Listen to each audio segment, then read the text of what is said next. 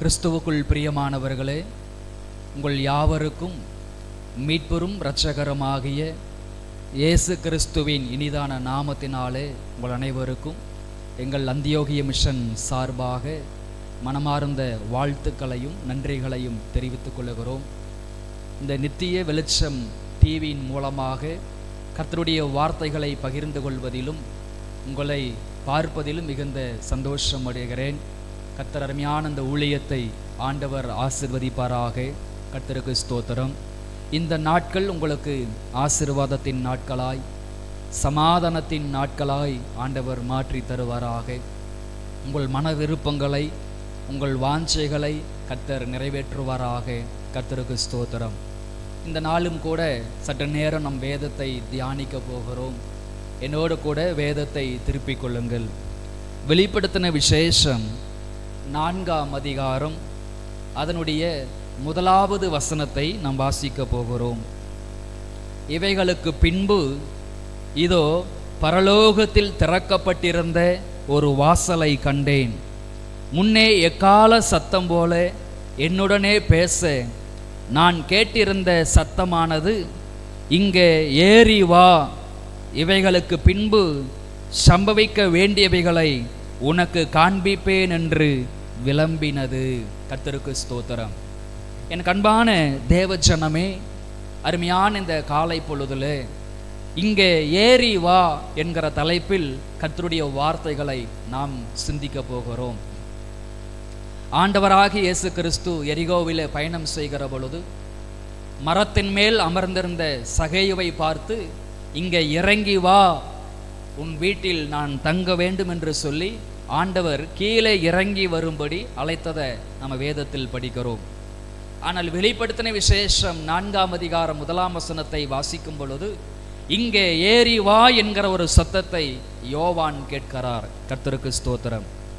ஆண்டவராக இயேசு கிறிஸ்துவிற்கு 12 சீசர்கள் இருந்தார்கள்.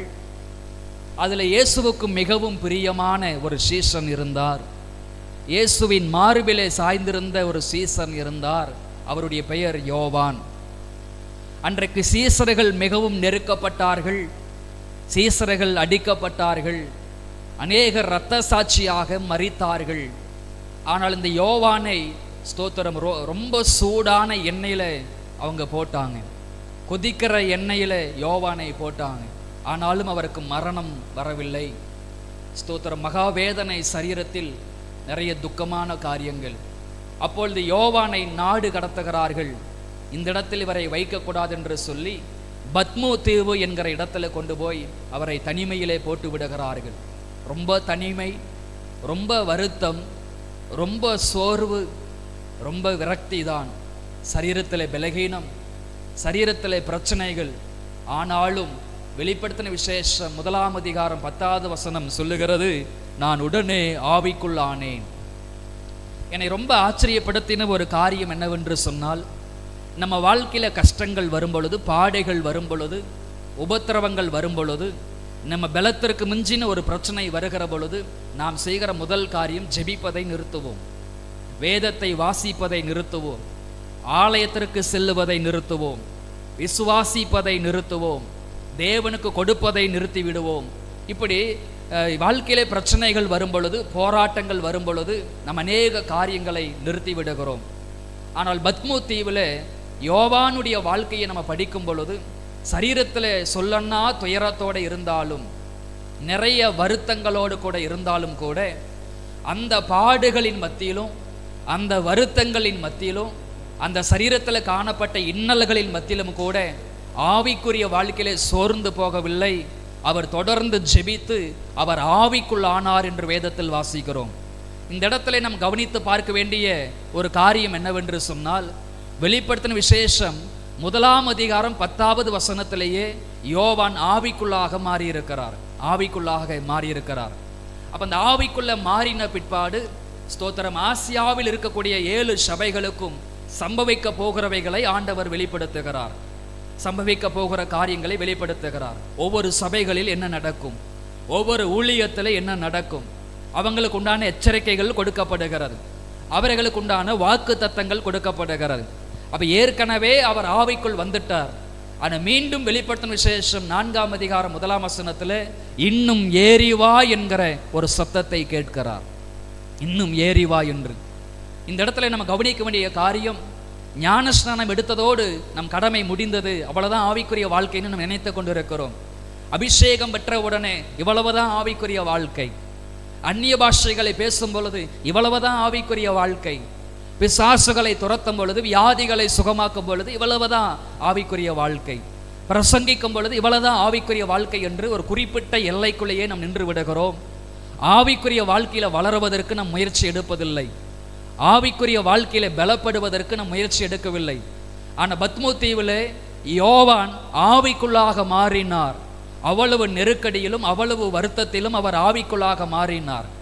அந்த முதலாவது அவர் ஆவிக்குள்ளாக மாறுகிற பொழுது சபைகளில் சம்பவிக்க போகிற காரியங்கள் எல்லாம் ஆண்டவர் வெளிப்படுத்தி கொடுத்தார். ஆனால் மீண்டும் பரலோகத்திலிருந்து ஒரு உன்னதமான அழைப்பு வருகிறது. இன்னும் ஆவிக்குரிய வாழ்க்கையில் ஏறி வா என்கிற ஒரு அழைப்பு வருகிறது. இனி நீ சிங்காசனங்களை பார்க்க வேண்டும், நீ மூப்பர்களை பார்க்க வேண்டும், இனி பரலோகத்தில் சம்பவிக்க போகிறவைகளை பார்க்க வேண்டும். உங்களுக்காக நான் ஆயத்தம் பண்ணி கொண்டிருக்கிற வாசஸ்தலங்களை நீ பார்க்க வேண்டும், பரலோகத்தை பார்க்க வேண்டும், நரகத்தில் சம்பவிக்க போகிறவைகளை பார்க்க வேண்டும்.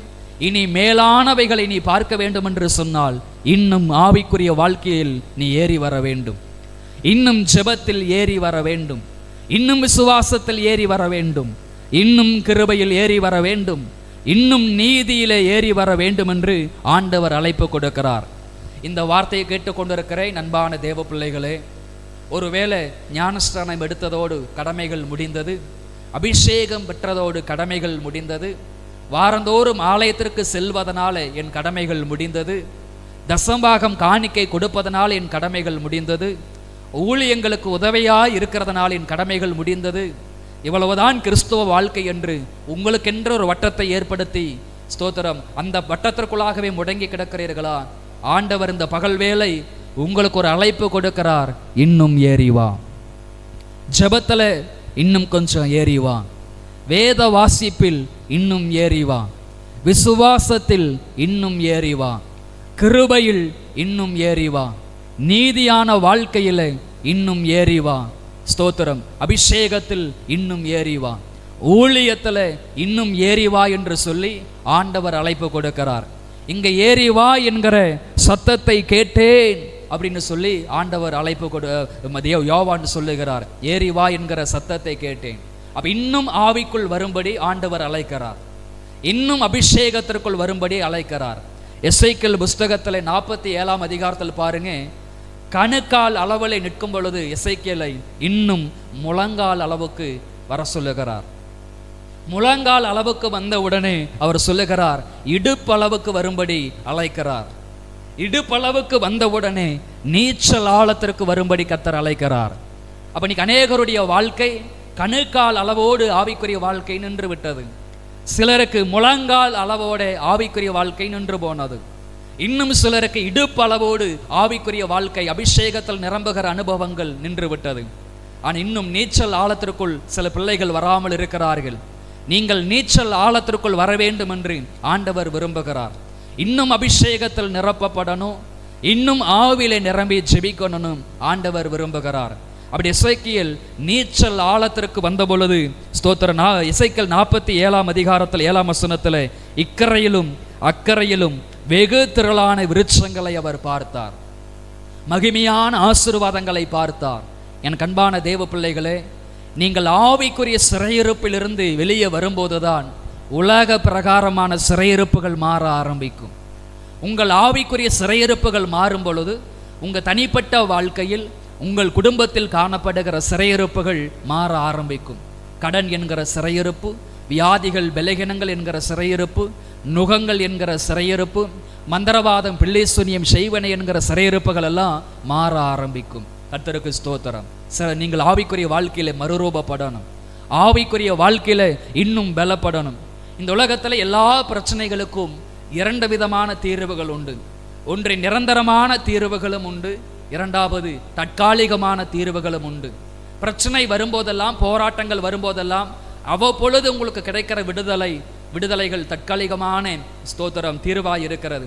ஆனால் ஒவ்வொரு நாளும் நீங்கள் ஆவிக்குரிய வாழ்க்கையிலே பலப்படும் பொழுது, யோவானை போல ஒவ்வொரு நாளும் ஆவியிலே நிரம்புகிற பொழுது, ஒவ்வொரு நாளும் அபிஷேகத்தில் நீங்கள் நிரம்புகிற பொழுது, ஆவிக்குரிய வாழ்க்கையில ஏறி வருகிற பொழுது உங்களுக்கு முன்பதாக ஒருவனும் எதிர்த்து நிற்பதில்லை, ஒருவனும் எதிர்த்து நிற்பதில்லை. இந்த வார்த்தையை கேட்டுக்கொண்டிருக்கிற என் அன்பான தேவ ஜனமே, அன்பான தேவ ஊழியர்களே, ஒருவேளை இன்றைக்கு நீங்கள் ஜெபிக்கிறவங்களா ஆராதிக்கிறவங்களா இருக்கலாம். இன்னும் அந்த ஜெபத்தில், இன்னும் அந்த ஆராதனையிலே, இன்னும் அந்த கிருபையிலே, இன்னும் அந்த பரிசுத்தத்தில், அந்த நீதியிலே ஏறி வரும்படி ஆண்டவர் அழைக்கிறார். இன்னும் ஏறி வரும்படி ஆண்டவர் அழைக்கிறார். கர்த்தருக்கு ஸ்தோத்திரம். அப்படி ஆவிக்குரிய வாழ்க்கையிலே ஏறி வரும் பொழுது என்ன நடக்கும் என்பதை இப்பொழுது ஒரு சில காரியங்களை நாம் சிந்திக்க போகிறோம். வெளிப்படுத்தின விசேஷம் 4ஆம் அதிகாரத்தில் 1ஆம் வசனத்தில், இவைகளுக்கு பின்பு இதோ பரலோகத்தில் திறக்கப்பட்டிருந்த ஒரு வாசலை கண்டேன். முன்னே எக்கால சத்தம் போல என்னுடனே பேச நான் கேட்டிருந்த சத்தமானது, இங்கே ஏறி வா, இவைகளுக்கு பின்பு சம்பவிக்க வேண்டியவைகளை உனக்கு காண்பிப்பேன் என்று விளம்பினது. கர்த்தருக்கு ஸ்தோத்திரம். என் அன்பான தேவ ஜனமே, நீங்கள் ஆவிக்குரிய வாழ்க்கையில் ஏறி வருகிற பொழுது நடக்கிற முதலாவது காரியம் என்னவென்று சொன்னால், ஸ்தோத்திரம், சம்பவிக்க போகிறவைகளை ஆண்டவர் உங்களுக்கு வெளிப்படுத்தி கொடுப்பார். ஆவிக்குரிய வாழ்க்கையிலே நீங்கள் ஏறி வருகிற பொழுது சம்பவிக்க போகிறவைகளை ஆண்டவர் வெளிப்படுத்துவார். கடந்த காலத்தில் நடந்தவைகள், ஸ்தோத்திரம், நிகழ்காலத்தில் நடந்து கொண்டு இருப்பவைகள், வரும் காலத்தில் நடக்க போகிறவைகளை ஆண்டவர் வெளிப்படுத்துவார். ஸ்தோத்திரம். இப்ப யோவானுக்கு இனி எதிர்காலத்தில் சம்பவிக்க போகிறவைகள் எல்லாம் ஆண்டவர் வெளிப்படுத்துகிறார். இனி சிங்காசனத்தை வெளிப்படுத்துகிறார். ஸ்தோத்திரம். மூப்பர்களை பார்க்கிறார். பரலோகத்தில் இருக்கக்கூடிய சகல நன்மையான காரியங்களை யோவான் ஆவியிலே தரிசிக்கிறார், ஆவியிலே பார்க்கிறார். தேவன் தம்முடைய ஜனத்திற்காக ஆயத்தம் பண்ணி கொண்டிருக்கிற வாசஸ்தலத்தை அவர் பார்க்கிறார். ஸ்தோத்திரம். மகிமையான காரியங்களை பார்க்கிறார். இந்த ஆவிக்குரிய கண்கள் திறக்கப்பட்ட போதுதான் எல்லா காரியங்களையும் யோவான் பார்க்கிறார். அப்ப யோவான் பரலோகத்தை பார்க்கிறார், சிங்காசனத்தை பார்க்கிறார், தேவன் ஆயத்தம் பண்ணுகிற வாசஸ்தலங்களை பார்க்கிறார். தொடர்ந்து அடுத்த அதிகாரங்களை படிக்கும் பொழுது மகிமையான காரியங்களை யோவானுக்கு ஆண்டவர் வெளிப்படுத்துகிறார். கர்த்தருக்கு ஸ்தோத்திரம். அப்போ இந்த வெளிப்பாடுகள், இந்த தரிசனங்கள் எல்லாம் யோவானுக்கு எப்போ கிடைத்தது என்று பார்க்கும் பொழுது, அவர் எப்போது ஆவிக்குள்ளாக மாறினாரோ, எப்பொழுது ஆவிக்குரிய வாழ்க்கையில் ஏறி வந்தாரோ, அப்பொழுது ஆண்டவர் தரிசனங்களை வெளிப்படுத்த ஆரம்பித்தார். கர்த்தருக்கு ஸ்தோத்திரம். என் அன்பானவர்களே, ரட்சிப்போடு நின்று விடாதீங்க, ஞானஸ்நானம் எடுத்ததோடு நின்று விடாதீர்கள், அபிஷேகம் பெற்றதோடு நின்று விடாதீர்கள், ஆலயத்திற்கு செல்வதோடு நின்று விடாதீர்கள்.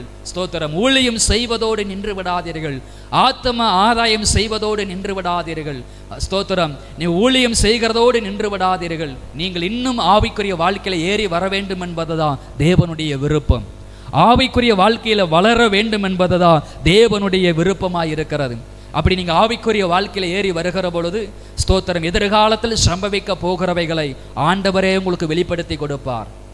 சாமுவேல் என்கிற தேவ மனுஷன் சிறு பிள்ளையாய் இருக்கும் போதே, அது தேவ சத்தம்தான் என்கிற அறியாத காலத்திலேயே ஏழைக்கும் ஏழையின் பிள்ளைகளுக்கும் இஸ்ரவேல் மக்களுக்கும் சம்பவிக்க போகிறவைகளை ஆண்டவர் முன்கூட்டியே வெளிப்படுத்தினார். ஒருவேளை படிப்பறிவு இல்லாதவங்களா இருக்கலாம், ஒருவேளை ஸ்தோத்திரம் உலக அறிவு இல்லாதவங்களா இருக்கலாம், ஒருவேளை சாதாரண ஒரு மனிதனாக, சாதாரண ஒரு மனுஷியாக இருக்கலாம், நீங்கள் சிறு பிள்ளைகளாக, வாலிப பிள்ளைகளாக இருக்கலாம். ஆனால் ஆவிக்குரிய வாழ்க்கையில நீங்கள் ஏறி வருகிற பொழுது, ஜெபத்தில், வேத தியானத்தில், பரிசுத்தத்தில், கிருபையில, நீதியில இன்னும் நீங்கள் ஆவிக்குரிய வாழ்க்கையில வளர்ந்து பெறுகிற பொழுது, எதிர்காலத்தில் சம்பவிக்க போகிறவைகளை உங்கள் கண்கள் தரிசிக்க ஆரம்பிக்கும். ஆவிக்குரிய வாழ்க்கையில சம்பவிக்க போகிறவைகளை ஆண்டவர் வெளிப்படுத்துவார். அப்போஸ்தலர் 11ஆம் அதிகாரம், ஸ்தோத்திரம், 27, 28 வாசித்து பார்க்கும் பொழுது, அகபோ என்கிற ஒரு மனிதன் கொடிய பஞ்சம் உண்டாகும் என்றும் ஆவிலே அறிவித்த பொழுது அப்படியே தேசத்தில் நிறைவேற ஆரம்பித்தது. தேசத்தில் சம்பவிக்க போகிறவைகளை வெளிப்படுத்துவார், பட்டணங்களிலே சம்பவிக்க போகிறவைகளை வெளிப்படுத்துவார், சபைகளிலே சம்பவிக்க போகிறவைகளை வெளிப்படுத்துவார், உங்கள் வாழ்க்கையிலே, உங்கள் குடும்பத்தில் சம்பவிக்க போகிறவைகளை ஆண்டவர் வெளிப்படுத்துவார், உங்கள் எதிர்காலங்களை தேவன் வெளிப்படுத்துவார். காரணம், தேவன் நமக்காக ஆயத்தம் பண்ணினவைகளை இன்னும் நம்முடைய கண்கள் காணவில்லை, காதுகள் கேட்கவில்லை, ஸ்தோத்திர இருதயத்தில் இன்னும் தோன்றவில்லை என்று வேதத்தில் வாசிக்கிறோம். கர்த்தருக்கு ஸ்தோத்திரம். நீங்கள் ஒவ்வொரு நாளும் ஆவிக்குரிய வாழ்க்கையில ஏறி வருகிற பொழுது சம்பவிக்க போகிற காரியங்களை சொப்பனத்தின் மூலமாக ஆண்டவர் வெளிப்படுத்துவார். முதலாவது நீங்கள் சொப்பனத்திலே வளர்ந்து வருகிற பொழுது பிற்பாடு ஆண்டவர் தரிசனங்களை கொடுக்க ஆரம்பிப்பார். அந்த தரிசனத்திலே நீங்கள் வளர்ந்து வருகிற பொழுது அவைகள் வெளிப்பாடுகளாக உங்களுக்கு மாற ஆரம்பிக்கும். அப்பொழுது நீங்கள் தீர்க்க தரிசனங்கள் உரைக்க ஆரம்பிப்பீர்கள்.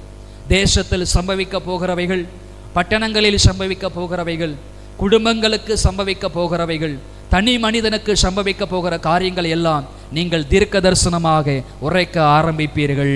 கர்த்தருக்கு ஸ்தோத்திரம். எனக்கு அன்பான தேவ ஜனமே, அப்போ முதலாவது நீங்கள் ஆவிக்குரிய வாழ்க்கையில் ஏறி வருகிற பொழுது எதிர்காலத்தில் சம்பவிக்க போகிறவைகளை தேவன் உங்களுக்காக ஆயத்தம் பண்ணியிருக்கிற நன்மைகள் எல்லாம் உங்கள் கண்கள் காண ஆரம்பிக்கும். கர்த்தருக்கு ஸ்தோத்திரம். இரண்டாவதாக, ஒரு மனிதன் ஆவிக்குரிய வாழ்க்கையில் ஏறி வரும் பொழுது என்ன நடக்கும்? யோவானுக்கு என்ன நடந்தது?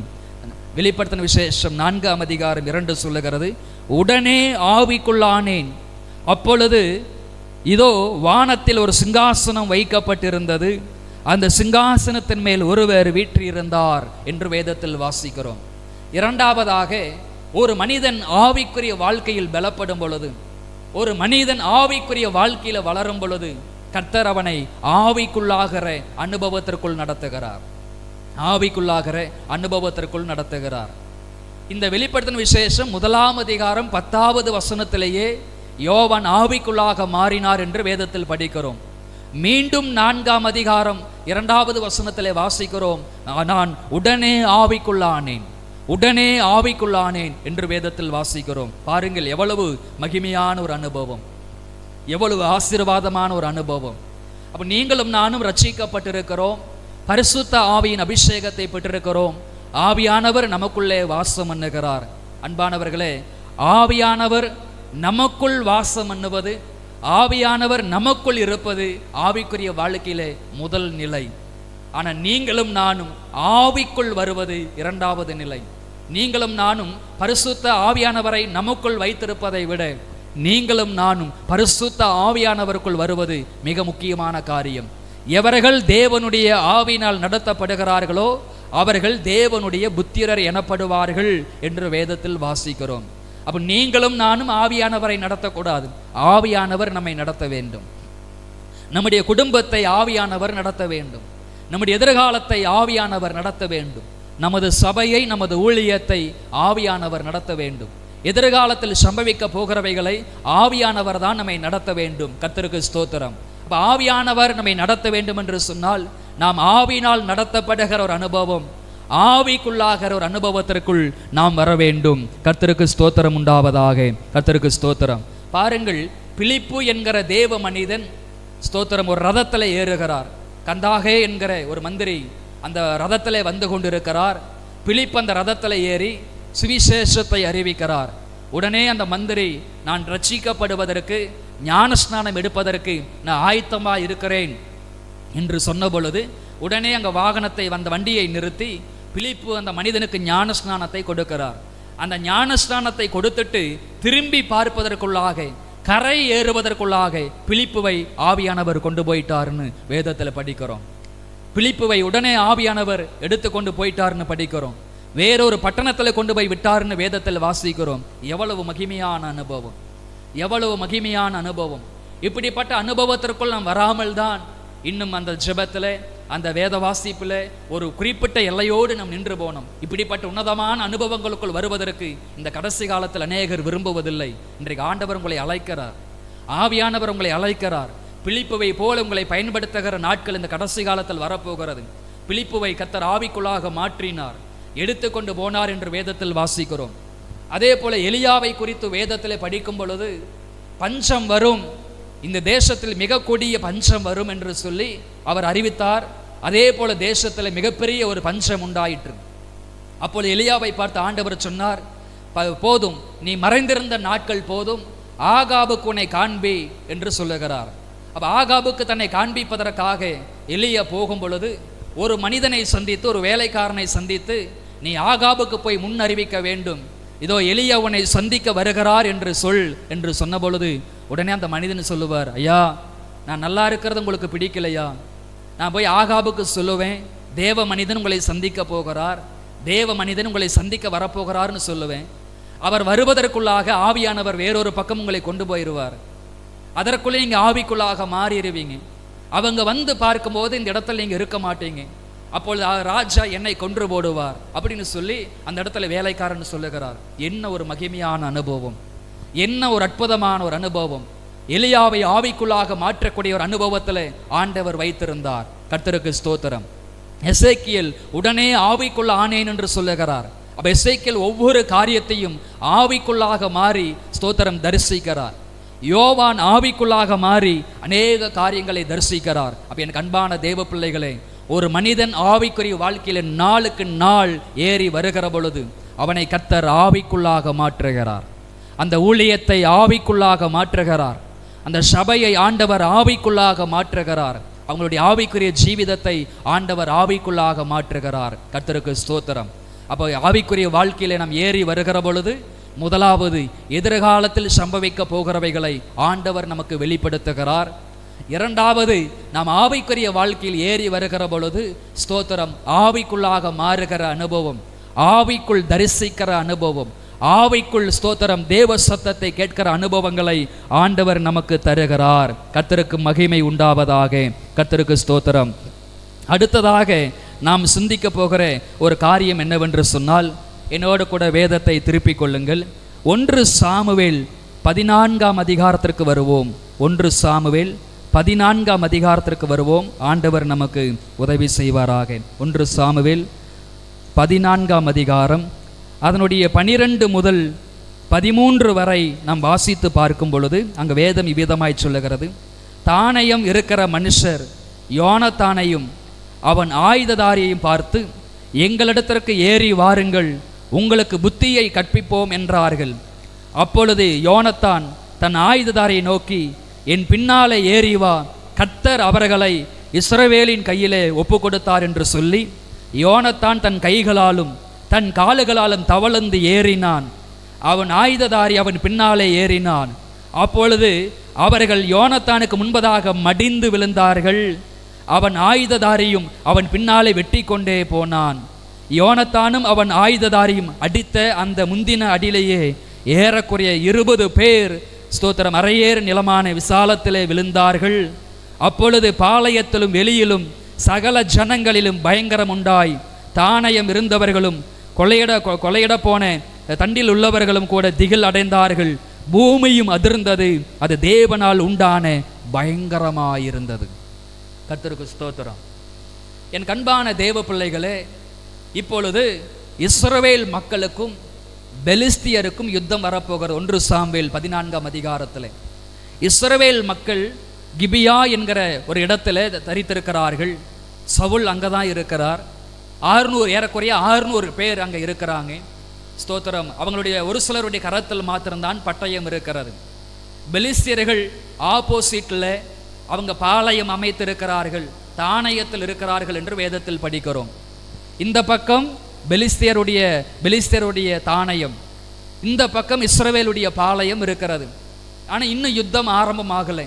இப்படிப்பட்ட நேரத்தில் தான் சவுலின் மகனாக யோனத்தானும் ஆயுததாரியும் ஸ்தோத்திரம் அப்படியே புறப்பட்டு யாருக்கும் சொல்லாமல் அப்படியே எதிரிகள் இருக்கக்கூடிய பாளையத்திற்கு அருகாமையில் வர்றாங்க. அப்பொழுது யோனத்தானுக்கு ஒரு யோசனை, நாம் ஏன் சத்துருவின் பாளையத்திற்குள் போகக்கூடாது? ஏன் சத்துருவினுடைய தானயத்தில் நம்ம ஏறி போகக்கூடாது? ஒருவேளை ஏறி போனால் கர்த்தர் சத்துருக்களை நம்ம கையில் ஒப்பு கொடுப்பதற்கு வாய்ப்பு இருக்கிறதல்லவா என்று ஆயுததாரியை பார்த்து கேட்கும் பொழுது ஆயுததாரி சொன்னார், உன்னுடைய மன விருப்பத்தின் பிரகாரம் செய், உங்களுக்கு என்ன தோன்றுகிறதோ அதை செய் என்று சொல்லுகிறார். உடனே யோனத்தான் சொல்லுகிறார், அப்படியானால் தேவனிடத்தில் ஒரு அடையாளம் கேட்போம். நாம் அந்த தானயம் இருக்கிற இடத்திற்கு அருகாமையிலே போகும் பொழுது அங்கேயே இருங்கள், வெயிட் பண்ணுங்க அப்படிங்கிற செய்தி சத்துருக்களிடமிருந்து வந்தால் அவர்களை தெய்வம் நம்ம கையில் ஒப்பு கொடுக்க மாட்டார்னு அர்த்தம். இல்லை தானயத்தில் ஏறி வாருங்கள் என்று சொல்வார்களானால் இன்றைக்கு சத்துருக்களை நம்ம கையில் ஒப்பு கொடுப்பார் என்று சொல்லி ஒரு அடையாளத்தை கேட்கிறாங்க. அப்போ அந்த தானயத்திற்கு அருகாமையில் போகும் பொழுது அந்த பெலிஸ்தர்கள் பார்த்து விட்டாங்க. உடனே யோனத்தானையும் இந்த ஆயுததாரியும் பார்த்து சத்துருக்கள் ஒரு வார்த்தை சொல்கிறாங்க, இங்கே ஏறி வாருங்கள், இன்றைக்கு நாங்கள் உங்களுக்கு பாடம் கற்பிக்க போகிறோம், பாடம் கற்பிக்க போகிறோம். அப்ப யோனத்தான் கேட்ட அடையாளம் கிடைச்சிருச்சு. தானியத்தில் ஏறி வாருங்கள் அப்படின்னு சத்துருக்கள் சொல்லிட்டாங்கன்னா இன்றைக்கு தேவன் நம்ம கையில் அவர்களை ஒப்பு கொடுப்பார் என்கிற அடையாளம் இப்பொழுது நிறைவேற ஆரம்பித்தது. இப்பொழுது யோனத்தானும் ஆயுததாரியும் ஸ்தோத்திரம் கைகளாலும் கால்களாலும் தவளந்து அந்த தானியத்தில் ஏறி போகிறார்கள், தைரியமாக ஏறி போகிறார்கள். அவர்கள் சத்துருவின் பாளையத்திற்குள்ளே போகிறார்கள். இது சவுலுக்கும் தெரியாது, இஸ்ரவேல் மக்களுக்கும் தெரியாது, யாருக்கும் தெரியாது. அப்ப யோனத்தான் அந்த ஸ்தோத்திரம் தானியத்தில் ஏறி போகிற பொழுது ஸ்தோத்திரம் அவர்கள் யோனத்தானுக்கு முன்பதாக மடிந்து விழுந்தார்கள். யோனத்தான் ஏறி போக போக போக சத்துருக்கள் மடிந்து விழுந்தார்கள். ஆயுததாரியும் அவன் பின்னாலே வெட்டி கொண்டு போனான். இதன் நிமித்தம் அநேகர் விசாலத்திலே விழுந்தார்கள். சத்துருக்களுக்கு மிகப்பெரிய கலக்கம் உண்டாயிற்று, மிகப்பெரிய பயம் உண்டாயிற்று. தேவனால் உண்டான பயங்கரம் தேசத்தை பற்றி பிடித்தது. அப்ப நடந்த ஒரு காரியம் பாருங்க. யோனத்தானும் ஆயுததாரியும் ஸ்தோத்திரம் அங்க மேலே ஏறி போகும் பொழுது சத்துருக்கள் மடிந்து விழுந்தார்கள். என் கண்பான தேவ பிள்ளைகளை, யோனத்தான் மேலே ஏற ஏற, ஆயுததாரி மேலே ஏற ஏற சத்துருக்கள் மடிந்து விழுந்தார்கள், விசாலத்தில் விழுந்தார்கள். பயம் உண்டாயிற்று, திகில் உண்டாயிற்று. தேவனால் உண்டான பயங்கரம் என்று சொல்லி எல்லாரும் நடுங்கினார்கள். இந்த விஷயம் யாருக்குமே தெரியாது. இவங்க 2 பேர் அங்கே போயிருக்கிறாங்கன்னு சொல்லி 600 பேர் யுத்தத்திற்கு வந்திருக்கிறாங்க. 600 பேர் செய்ய முடியாததை 2 பேர் மாத்திரமே செய்து முடித்தாங்க. காரணம், சத்துருவின் பாளையத்தில், சத்துருவின் தானியத்தில் தைரியமாக ஏறி போனார்கள். இந்த வார்த்தையை கேட்டுக்கொண்டிருக்கிற தேவ ஜனமே, தேவ மனிதனே, ஊழியத்தில் தைரியம் முன்னேறி செல்லுங்க, விசுவாசத்தில் தைரியமாக முன்னேறி செல்லுங்க, கிருபையில தைரியமா முன்னேறி செல்லுங்க. நீங்கள் ஏறி போகும் பொழுது உங்கள் தேசத்தில், உங்கள் பட்டணத்தில் காணப்படுகிற எல்லா சத்துருக்களும் உங்களுக்கு முன்பதாக மடிந்து விழுவார்கள். யோசுவாவை பார்த்து ஆண்டவர் சொன்னார், உனக்கு முன்பதாக ஒருவனும் எதிர்த்து நிற்பதில்லை, அவர்களுடைய கண்களுக்கு முன்பதாக உன்னை மேன்மைப்படுத்துவேன்னு சொன்னார். அவர்கள் சத்துருவின் பாளையத்தில் ஏறி போனதனாலே 600 பேர் செய்ய முடியாததை 2 பேர் செய்து முடித்தாங்க. ஒருவேளை என்னுடைய வாழ்க்கையில், என்னுடைய ஊழியத்தில் எந்த விதமான பேக்ரவுண்டும் இல்லை, எந்த பின்னணியமும் இல்லை, தனி ஒருவனா நிற்கிறேன், சிறு கூட்டமாக இருக்கிறேன்னு நினைக்கிறீங்களா? ஆண்டவருக்கு அற்புதங்களை செய்வதற்கு ஸ்தோத்திரம் பெருங்கூட்டம் தேவையில்லை. ஒரு சிறு கூட்டம் போதும், ஒரு சிறிய கூட்டம் போதும். ஒரு கிதியோன் போதும், ஒரு எப்தா போதும், ஒரு தெபோரால் போதும், ஒரு யோசுவா போதும், ஒரு மோசே போதும். ஆனால் நீங்கள் செய்ய வேண்டிய ஒரே ஒரு காரியம், தைரியமாக ஏறி வரணும், விசுவாசத்தில் தைரியமாக ஏறி வரணும், ஜெபத்தில் தைரியமாக ஏறி வரணும், ஊழியத்தில் தைரியமாக ஏறி வரணும். கர்த்தருக்கு ஸ்தோத்திரம். ஆவிக்குரிய வாழ்க்கையில் தைரியமாக நீங்கள் ஏறி வரணும். என் கண்பானவர்களே, நீங்கள் ஆவிக்குரிய வாழ்க்கையில் ஏறி வருகிற பொழுது சம்பவிக்க போகிறவைகளை வெளிப்படுத்துவார். 2வது, ஆவிக்குள்ளாகிற அனுபவத்தை கொடுப்பார். 3வது, சத்துருக்கள் மடிந்து விழுவார்கள். சத்துருக்கள், உங்களுக்கு விரோதம் எழும்புகிற சத்துருக்கள் மடிந்து விழுவார்கள். கர்த்தர் உங்களை ஆசீர்வதிப்பாராக. ஜெபிப்போம். அன்பின் பரலோக பிதாவே, ஆசீர்வாதமான இந்த காலை பொழுதற்காக உமக்கு நன்றி செலுத்துகிறோம். ஆண்டவரே, இந்த காலை பொழுதுல இங்கே ஏறி வா என்கிற ஒரு சத்தம் உண்டாயிற்று. யோவான் அந்த ஸ்தோத்திரம் ஆவிக்குரிய வாழ்க்கையில் ஏறி வந்த பொழுது அங்கே நடந்த காரியம், சம்பவிக்க போகிறவைகளை வெளிப்படுத்தினீர், ஆவிக்குள்ளாக மாற்றினீர். அப்பா, யோனத்தானும் ஆயுததாரியும் ஆண்டவரே சத்துருவின் தானியத்தில் ஏறி போன பொழுது அவர்கள் சத்துருக்களை மடங்கடித்தார்கள் என்று வேதத்திலே வாசிக்கிறோம். இந்த வார்த்தைகளை கேட்டுக்கொண்டிருக்கிற ஒவ்வொரு பிள்ளைகளுடைய ஆவிக்குரிய வாழ்க்கையை ஆசீர்வதியும். ஆவிக்குரிய சிறையிருப்புகள் இயேசுவின் நாமத்தில் மாறட்டும். ஜெப வாழ்க்கையில் மறுரூபப்படுத்துங்க, வேத தியானத்தில் மறுரூபப்படுத்துங்க, பரிசுத்தத்தில் மறுரூபப்படுத்துங்க, கிருபையில் மறுரூபப்படுத்துங்க. ஒருவேளை ஆவிக்குரிய வாழ்க்கையில் முன்னேற முடியாமல் ஆண்டவரே முடங்கி கிடக்கிற அந்த பிள்ளைகளை ஆவியானவர் எழுப்பும்படியாக ஜெபிக்கிறேன். இன்னும் ஜெபத்தில், இன்னும் கிருபையில், இன்னும் அபிஷேகத்தில், இன்னும் விடுதலையில் ஏறி வருவதற்கு ஆவியானவர் உதவி செய்யும்படியாக ஜெபிக்கிறேன். ஊழியத்தில் இந்த பிள்ளைகளை பயன்படுத்துங்க, தேசத்தில் பயன்படுத்துங்க. எலியாவை போல, பிலிப்புவை போல ஆவிக்குள்ளாகிற உன்னதமான அனுபவங்கள் இவங்க ஊழியங்களிலே நடக்கட்டும், வாழ்க்கையிலே நடக்கட்டும். அப்பா, வியாதிகள், பலகீனங்கள், சுகவீனங்கள் எல்லாம் இயேசுவின் நாமத்தில் மாறட்டும். இந்த வார்த்தைகள் இவர்களுக்கு ஆசீர்வாதமாய் மாறட்டும். இயேசுவின் நாமத்தில் பிதாவே, ஆமேன், ஆமேன். கிறிஸ்துவுக்குள் பிரியமானவர்களே, இந்த வார்த்தைகளின் அடிப்படையிலே ஆண்டவர் உங்களை ஆசிர்வதிப்பாராக. God bless you.